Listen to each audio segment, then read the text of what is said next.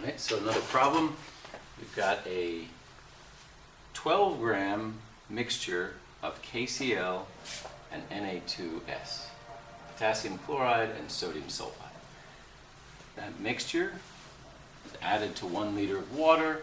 We can assume a total volume of 1 liter and stirred until dissolved. Excess aqueous lead-2 nitrate is added, and we collect 32.00 grams of a solid product. So first question is, write the equations that represent the reactions that occur. So people can be pretty good at writing net ionic equations, and then they get to a problem where there's more than one cation, and there's more than one anion, and now they're just combining things. So when you look at this problem, I hope you see that there's lead, and you see, okay, lead-2 is an exception for chloride solubility. Sulfides tend not to be soluble, so I hope you look at that and say, oh, this is a precipitation reaction. They told me there's a solid product. It's a precipitation reaction. And I'm gonna get these spectator ions, I'm gonna ignore them. Right? Nitrate is always soluble.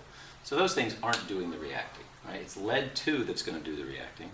And lead-2 is gonna react with chloride, and it's gonna react with sulfide, but those are separate reactions. So, first one, I wrote chloride first for some reason. So we got chloride plus lead gives us lead-2 chloride. That's one reaction that takes place. So it is excess lead, so there's plenty of lead, so any chloride that's present is going to give you this.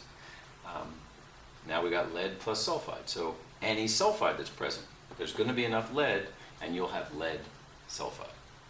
So it's important to realize that this 12 grams contributes, that's how much KCl and Na2S, and then we have 32 grams of solid product, and that's how much PbCl2 and PbS combined that we have.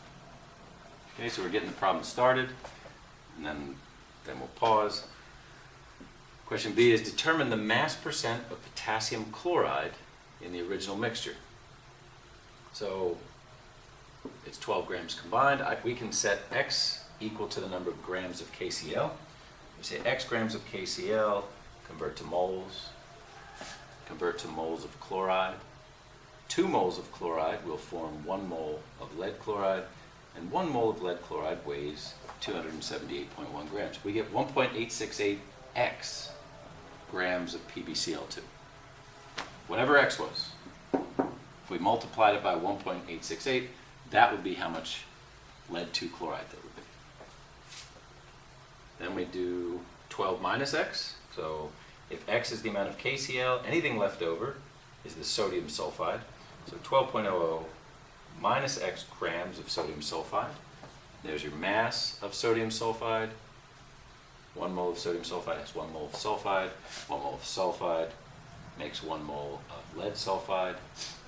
And we divide, and we end up with 0.1538 minus 0.01281 X grams of PbS.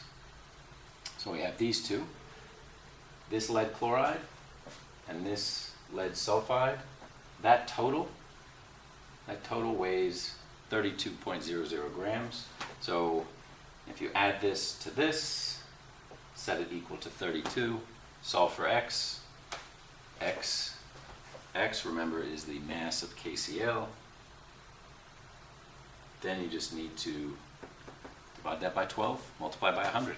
Actually, I don't even think we need to show the work for this, because I think your algebra should be good enough. You just need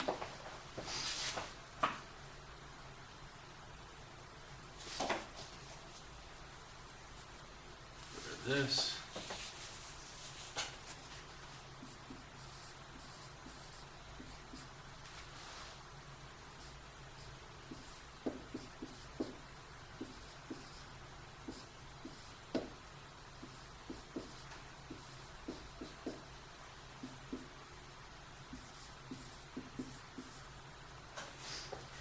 32 grams. I'm leaving off units right now because I'm solving for x and it just is looks a little cleaner to me. But we've got 32 grams equals this.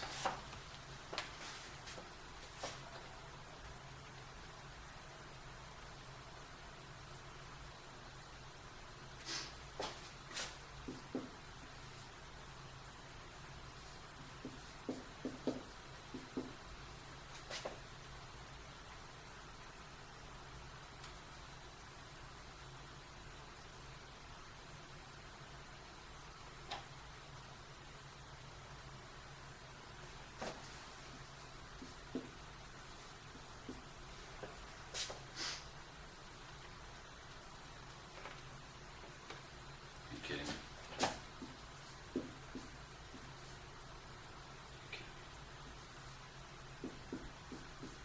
Big grams.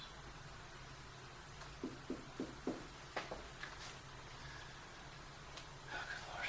Well, I did it again. There's more potassium chloride. There's more than 100% potassium chloride.